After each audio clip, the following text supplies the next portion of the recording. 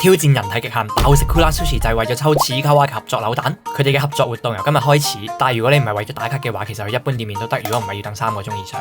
然後記得要用手機落單，因為如果你嗌麵小食或者甜品嘅話咧，你喺平板度落單係唔會計碟數嘅。最後埋單嗰陣時咧，你就可以直接喺電話度抽埋獎啦。其實而家咧張台已經係多到唔知食邊樣先好。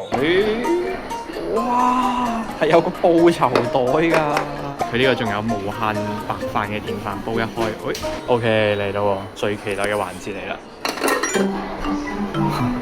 哇，勁搞笑都係此卡哇釣魚啊！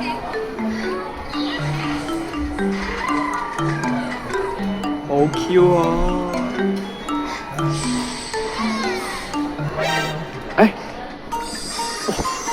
即刻中獎咩話？